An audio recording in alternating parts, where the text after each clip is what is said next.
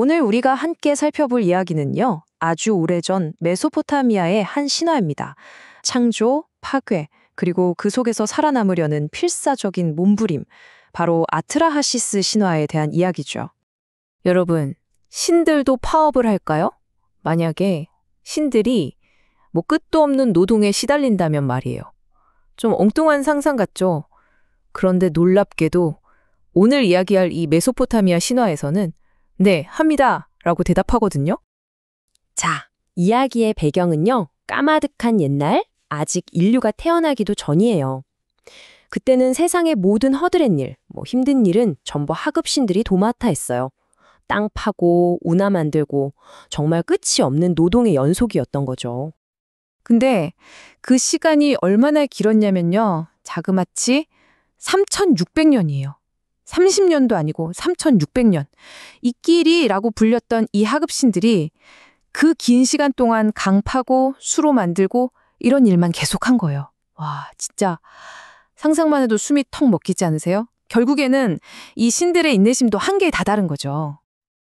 그리고 마침내 일이 터지고 맙니다. 지칠 대로 지친 이 하급신들이 반란을 일으킨 거죠. 자신들이 쓰던 연장들을 다 불태워버리고 신들의 대빵, 최고신 엔릴의 집을 쫙 포위해버려요. 말하자면 신들의 세계에서 일어난 최초의 총파업인 셈입니다.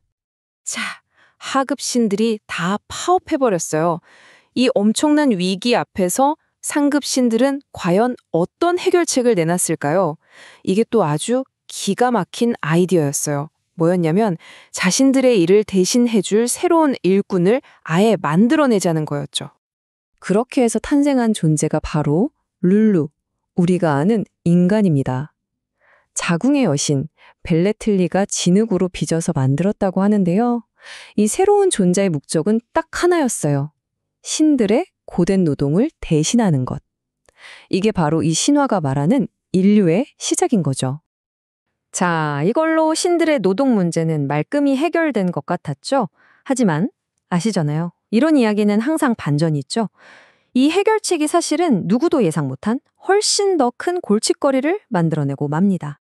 인간이 정말 어마어마한 속도로 불어나는 거예요.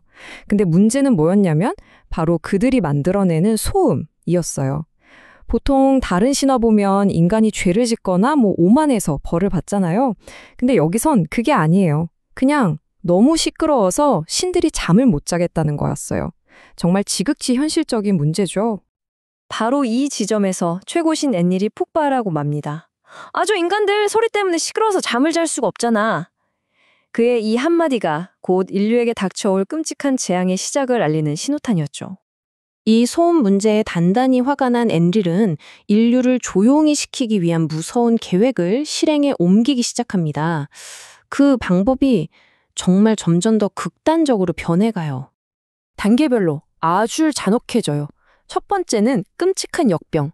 그걸로도 안 되니까 이번엔 극심한 가뭄. 그래도 안 되니까 마지막엔 모든 걸 말려 죽이는 대기근을 보내버립니다. 인류에 대한 엔릴의 분노가 얼마나 커져갔는지 정말 잘 보여주는 부분이죠. 결과는 정말 참혹했습니다.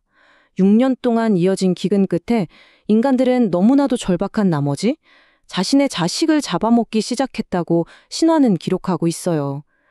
당시의 절망이 어느 정도였는지 상상조차 하기 힘들죠. 그런데 이렇게까지 했는데도 인간들이 사라지지 않는 거예요. 그래서 마침내 엔릴은 최후의 카드를 꺼내둡니다. 바로 대홍수로 아예 싹 다 쓸어버리겠다는 거였죠. 하지만 모든 신이 이 생각에 찬성했던 건 아니었어요. 이 지점에서 신들 사이의 의견이 완전히 갈라집니다. 한쪽은 파괴를 주장하는 엔릴, 다른 한쪽은 인간 창조에 관여했던 지혜의 신 엔키. 엔키는 아니 우리가 만든 걸 어떻게 우리 손으로 없애냐며 반대한 거죠. 인류의 운명을 두고 두 신의 갈등이 최고조에 이릅니다. 결국 엔키가 몰래 움직이기 시작해요.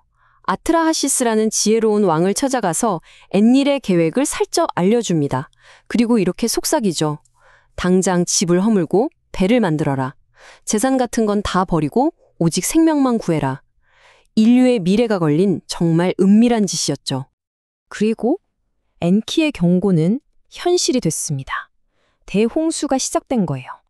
7일 밤낮으로 비가 쏟아지면서 온 세상을 물에 잠기게 만들었어요. 이건 뭐 이전에 있었던 역병이나 가뭄과는 차원이 다른 그야말로 완전한 파괴였습니다.